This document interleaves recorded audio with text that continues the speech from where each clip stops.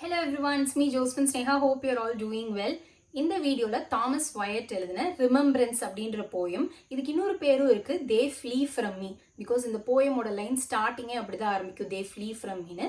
So remembrance or they flee from me எப்படி வேணா சொல்லுவாங்க. இந்த போயத்தை பத்தி தான் பார்க்க போறோம். Without any delay let's begin. Shall we?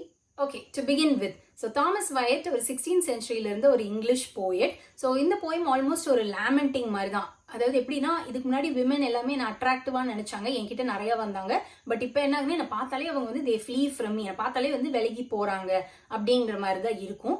And இவரை பத்தி இன்னொரு சின்ன டீட்டெயில் என்ன அப்படின்னா, இவர் வந்து இருந்த டைம் வந்து கோர்ட் போயட்டாவோ இல்லை அந்த கோர்ட் ரிலேட்டட் போயட்ரி சிங் பண்ணிட்டு இருந்த டைம் என்னன்னா, ஹென்ரி இருந்த டியூடர் இங்கிலாந்து அந்த டைம் தான், எஸ்பெஷலி ஹென்ரி 8 இருந்த time. And not only that, Henry 8ஓட one of his wives Anne Boleyn கூட வந்து he was in a relationship அப்படின்ற மாதிரிலாம் சொல்லிட்டு இருந்தாங்க. அதுக்காக அவர் பனிஷ்மெண்ட்டும் வாங்கினாரு. அண்ட் சம்டைம்ஸ் வந்து சில பேர் வந்து இந்த போயம் அவங்கள பத்தி தான் இருக்குன்ற மாதிரி சொல்றாங்க. பட் தென் லைக் ஜென்ரலி வந்து he was very famous among women. So அதனால கூட வந்து இது இருக்கலாம் அப்படின்னு. அண்ட் இந்த போயம் பார்க்குறப்பே தெரியும், ஒன்ஸ் அப்பான் அ டைம் வந்து he was like a women magnet. எல்லாருக்குமே வந்து பிடிச்சது. அதுக்கப்புறம் பார்த்தா டக்குன்னு ஒரு சேஞ்ச் இன் ஃபார்ச்சூன். ஸோ அந்த வந்து ஹென்ரி டியூடர் இந்த டைம்ல வந்து எப்படி there was a reversal of fortune, திடீர்னு நல்ல நிலைமையில் இருந்தவங்க டக்குன்னு எப்படி மாறுறாங்க, அந்த பாலிடிக்ஸோட அந்த டைமென்ஷன் எல்லாத்தையுமே வந்து இந்த போயம் படிக்கிறப்ப நமக்கு வந்து தெரியுது. So this is all you need to know. இந்த லைன்ல வந்து தாமஸ் வயட் என்ன சொல்றாரு அப்படின்னா, இப்போ என்னை பார்த்தாலே எல்லாருமே பயந்து ஓடுறாங்க. பட் இதுக்கு முன்னாடி வந்து நான் நல்ல பொசிஷன்ல இருக்கிறப்ப அவங்க எல்லாருமே வந்து லைக் பேர் ஃபுட்டா, காலில் கூட செருப்பு கூட போடாம சீக்ரெட்டிவா வந்து என்ன சேம்பர்ஸ்ல வந்து சந்திச்சிருக்காங்க அப்படின்ற மாதிரி சொல்றாரு. ஒன்ஸ் அப்பான் டைம் நான் வந்து அவங்க ரொம்ப ஜென்டிலா, டேமா, மீக்கா அந்த மாதிரி பார்த்திருக்கேன். ஆனா இப்போ கம்ப்ளீட்லி தேர் ஆப்போசிட், ரொம்ப வைல்டா இருக்காங்க. அண்ட் இவரை கண்டுக்காம என்ன பண்றாங்கன்னா வந்து எங்க அடுத்த கைண்ட் ஆஃப் ஒரு ஜாஷ், ஒரு எனர்ஜெட்டிக் கிடைக்கும் அப்படின்னு சொல்லிட்டு அவங்க பாட்டுக்கு வந்து இவரை கண்டுக்காம போயிட்டே இருக்காங்க. இவர் கையில இருக்கிற ஒரு பிரெட்டை வாங்குறதுக்காக வந்து அவ்வளோ ரிஸ்க் எடுத்து வந்து அவங்க பண்ணியிருப்பாங்க. I think this is something to do with some kind of sexual connotation நினைக்கிறேன். பட் இந்த இடத்துல இவ்வளவுதான் இருக்கு. ஆனா வந்து இப்போ என்ன, எவ்ரிபடி எல்ஸ் டக்குன்னு வந்து ஒரு சேஞ்ச் வந்தோடனே அவங்களுக்கு காலத்துக்கு ஏற்ற மாதிரி அடாப்ட் பண்ணிட்டு இவர் கண்டுக்காம போயிடுறாங்க. அதுதான் வந்து இந்த ஸ்டான்ஸால சொல்லியிருக்கு. செகண்ட் ஸ்டான்ஸால ஈவன் தோ ஃபார்ச்சூன் ஹஸ் சேஞ்ச்னா அவர் என்ன பண்றாரு, ஒரு காலத்துல நம்ம நல்லா இருந்தாலும் அதுக்காகவாது நான் தேங்க் பண்ணிக்கிறேன் அப்படின்னு சொல்லிட்டு ஒரு என்ஜாயபிளான மொமெண்ட்டை வந்து ஷேரும் பண்றாரு.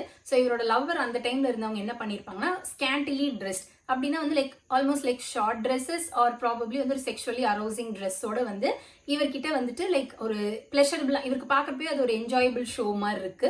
ஸோ அந்த மாதிரி வந்து செடக்டிவா வந்து நிக்கிறாங்க. அதுக்கப்புறம் வந்து she hugs him, exchanges kisses எல்லாமே பண்ணிட்டு ஃபைனலா வந்து இவருக்கும் அது வந்து ரொம்ப பிடிக்குது. ஃபைனலா வந்து பிடிச்சிருக்கான்ற மாதிரி சொல்லி கேட்கறாங்க. ஸோ இந்த எக்ஸ்பீரியன்ஸை அவர் ஷேர் பண்றாரு செகண்ட் ஸ்டான்ஸால. தேர்ட் ஸ்டான்ஸால அவர் என்ன சொல்றாரு அப்படின்னா, இது நான் சொல்றது வந்து நிஜம்தான், இட்ஸ் நாட் அ ட்ரீம். நான் அப்ப முழிச்சுதான் எனக்கு நல்லா ஞாபகம் இருக்கு, இது நடந்தது அப்படின்னு சொல்றாரு.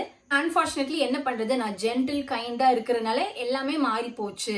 ஸோ அதனாலதான் என்ன ஆச்சு அப்படின்னா, வேற வழி இல்லாம அவ வந்து அவளோட ஃபிக்கல் நீட்ஸ் எல்லாம் இருக்குல்லையே, அடுத்தடுத்து என்ன வேணுமோ அதுக்கேற்ற மாதிரி அவ வந்து டக்குன்னு சேஞ்ச் பண்ணி அதுக்கேற்ற மாதிரி அவ போயிட்டா. ஆனா நான் என்ன பண்ணிட்டு இருக்கேங்க, சும்மா புலம்பிட்டு இருக்கேன் அப்படின்ற மாதிரி. And he ends the poem by saying that அவ இது வரைக்கும் என்ன வந்து ஒரு நாள் கூட மிஸ்ட்ரீட் பண்ணதே, கூட இருந்தாங்களே அந்த டைம்ல மிஸ்ட்ரீட் பண்ணாதனால உண்மையிலேயே வந்து அவ எப்படி ஃபீல் பண்றா என்னை பத்தி அப்படிங்கிறது எனக்கு தெரியல. ஏன்னா அப்ப அந்த மாதிரி இருந்தா இப்போ என்ன ஆகுதுன்னா கம்ப்ளீட்டா அவாய்ட் பண்ணிட்டு போறனால எனக்கு வந்து லைக் எக்ஸாக்ட்லி அவ வந்து என்ன ஃபீல் பண்ற, என் மேல என்ன ஃபீலிங்ஸ் இருந்தது அப்படிங்கிறது தெரியல அப்படின்ற மாதிரி சொல்லிட்டு ஒரு ஸ்டேட் ஆஃப் கன்ஃபியூஷனோடய இந்த போயம் வந்து முடிச்சாரு. That's all with the poem. So all together there are 21 lines, 3 stanzas divide ஆயிருக்கு. போயமோட தீம்ஸ்ன்னு சொல்லி பார்த்தோம்னா ஆப்வியஸ்லி லவ். அண்ட் நிறைய மாடர்ன் ரீடர்ஸ்க்கு வந்து இது கனெக்ட் பண்ண முடியும். ஏன்னா வந்து அந்த சென்ஸ் ஆஃப் காம்ப்ளிகேட்டட்னஸ் எக்ஸாக்ட்லி வந்து என்னன்னே தெரியல, ஒரு காலத்துல இப்படி இருந்தது இப்போ வந்து இல்லை அப்படிங்கிறப்ப லவ் அதை பத்தி தெரியுது. அண்ட் அந்த டியூடர் இங்கிலாந்து டைம்ல வந்து எப்படி வந்து ரிலேஷன்ஷிப்ஸ் வேர் ஹேண்டில் ஆர் எப்படி ரிலேஷன்ஷிப் வந்து எல்லாரும் வந்து லைக் பர்சீவ் பண்றாங்க அப்படிங்கிறது இதுல வந்து நம்ம பார்க்கலாம். another theme is that confusion.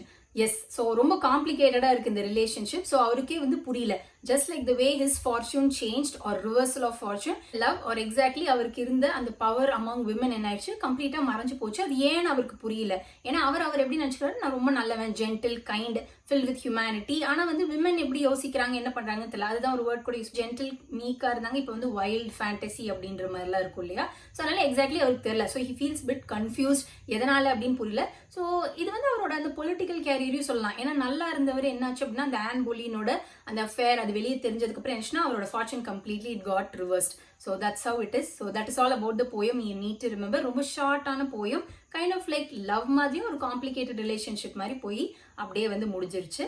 Hope you like this poem because I loved making this video. That's all for today. We'll see you in the next video. Until that, stay safe and make healthy choices. Bye.